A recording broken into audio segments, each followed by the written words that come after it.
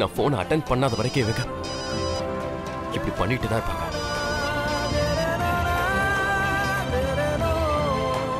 Hello Arun, போனை cut பண்ணாத. உன் அப்பா மேல சத்தியம். மீறி கட் பண்ணனா என்ன உயிரோடவே பார்க்க முடியாது. இங்க பாரு, நான் சொல்றத கேளு. நான் உன்னை பார்க்க விரும்புறேன். ஒரு முறை, ஒரே ஒரு முறை. சரி, வரேன்.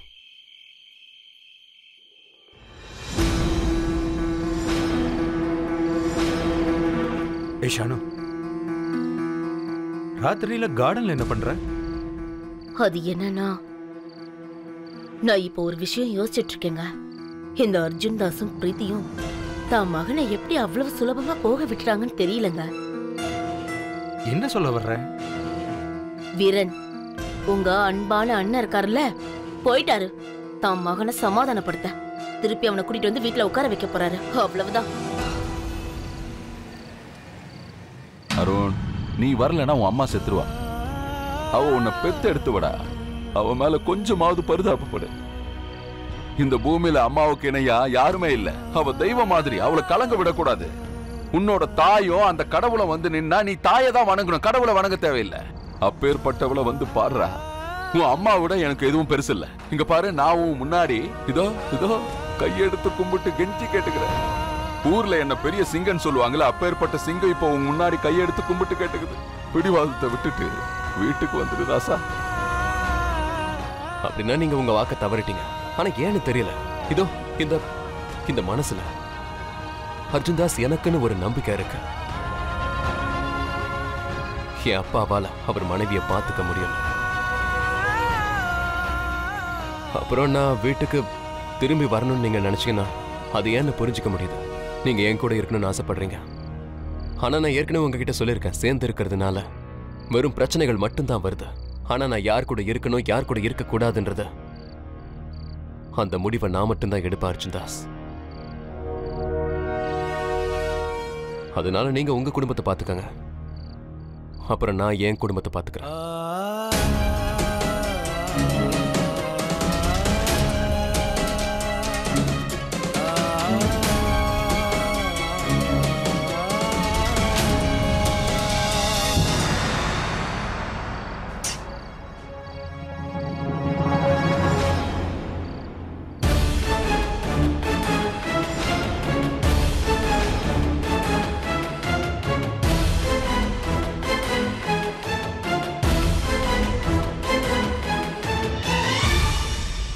நீங்க எங்க போயிட்டீங்க? பிரச்சனை எதுவும் இல்லையே? அர்ஜுன் தாஸை பார்த்துட்டு வரேன். அவர் நாம இந்த ஊரை விட்டு போறதுக்கு முன்னாடி என்ன ஒரு தடவை பார்க்கணும்னு நினைச்சாரு. அவர் என்ன சொன்னாரு? சந்தோஷப்படுற மாதிரி எதையும் சொல்லல. அப்புறம் எப்படி இருந்தாலும் நாளையோட இந்த எல்லா பிரச்சனையும் முடிச்சு போயிடும்.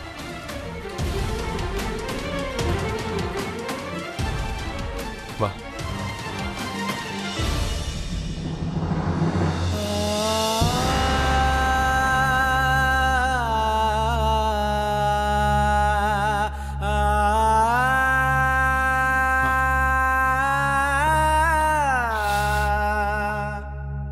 அது ஒண்ணும் இல்ல, எனக்கு மனசு கொஞ்சம் சரியில்லை. அதான் வெளியில அப்படியே தோட்டத்துல வாக்கிங் போயிட்டு வந்தேன். அருண் என்ன சொன்னா?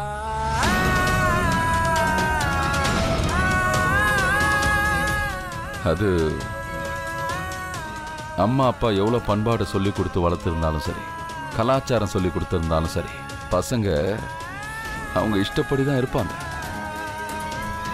ஒரு குடும்பங்கிறது விரலை விட்டு பிரியாத நகம் மாதிரி. ஆனா இந்த காலத்து பசங்க நமக்கே பாடம் சொல்லி கொடுக்க ஆரம்பிச்சிட்டாங்க.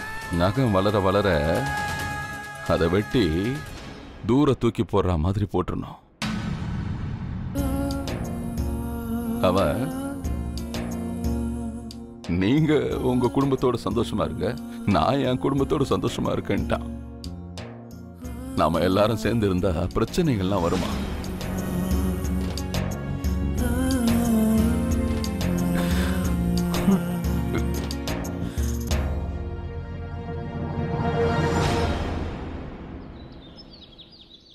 ஏதாவது ஒன்று செஞ்சாகணும்ல.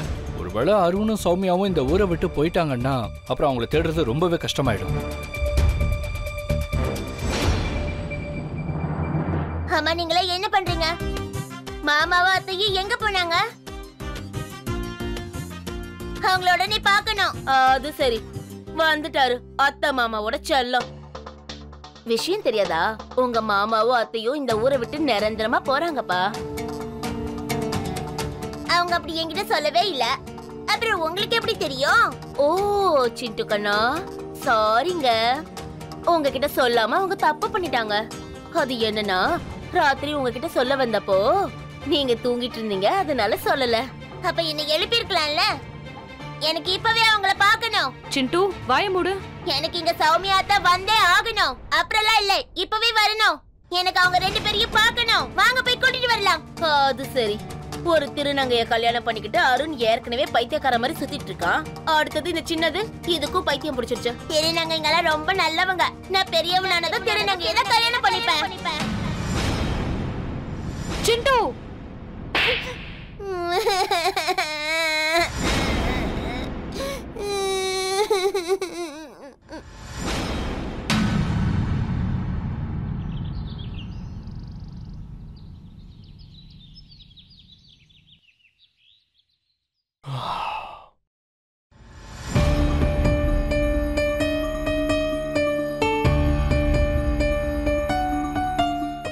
எப்படி எப்படி நான் இவ்வளவு நேரம் தூங்கினேன்?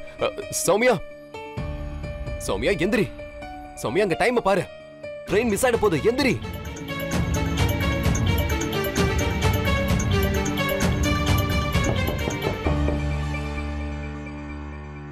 நான் போய் பார்க்கறேன்.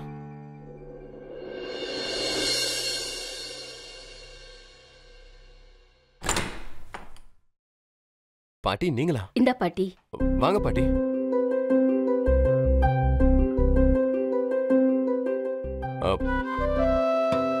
லேட் ஆயிடுச்சு சௌமியா, நீ சீக்கிரமா ரெடி ஆயிடு. நான் போய் ஃப்ரெஷ் அப் ஆயிட்டு வரேன். டீ சாப்பிடுப்பா.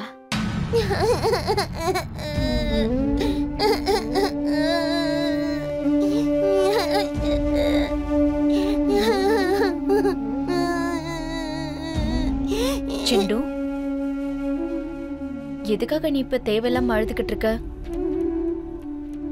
நான் எதுக்கு அழுறேன்னு தெரியாதா? உங்களாலதான் எல்லாமே நடக்குது. நீங்க இங்க இருந்து போயிடுங்க. உங்க சௌமியா அத்தை கிட்ட பேச ஃபோன் பண்ணு. எங்க இருக்கான்னு கேட்டு சொல்லு. நான் உன்னை அவ இடத்துக்கு கூட்டிட்டு போறேன். பிராமிஸ்? நிச்சயம்.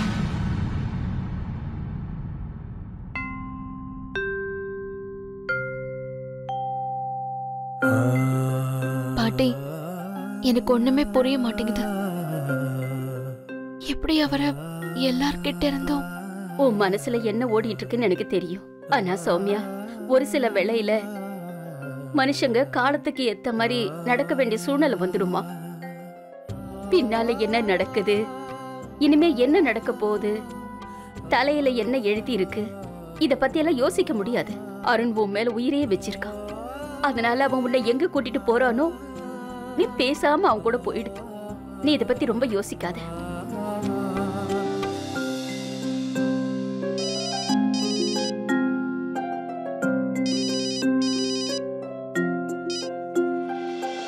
ஹலோ. ஹலோ சௌமியா அத்தை, நான் சிண்டு பேசுறேன். சிண்டு, என்ன ஆச்சு? சரி, எனக்கு முதல்ல ஒரு விஷயம் சொல்லுங்க. நீங்க எங்க போனீங்க? அது வந்து சிண்டு, நான் வந்து அது வந்து இது வந்தெல்லாம் வேணாம் அத்தை. நான் கேக்குறதுக்கு பதில் சொல்லுங்க. எங்க இருக்கீங்க இப்போ? நான் வந்து அப்பா வீட்ல இருக்கேன். நான் இப்பவே அங்க வரேன். ஏய் சிண்டு,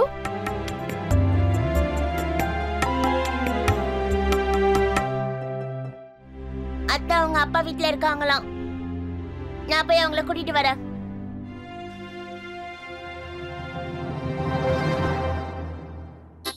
இன்னைக்கு நமக்கு சந்தோஷமான நாள். நம்ம எல்லாருமே சேர்ந்து பார்ட்டி கொண்டாடலாம். நான் மார்க்கெட்ல அதுக்கு தேவையான எல்லா பொருட்களையுமே வாங்கிட்டு வந்துட்டேன். நம்ம ஒரு வேலை பண்ணலாம். எல்லாருக்கும் இன்னைக்கு பாயசம் செய்யலாம். சௌமியோட சந்தோஷத்துல தான் நம்ம சந்தோஷம் இருக்கு. இந்த சந்தோஷமான சமயத்துல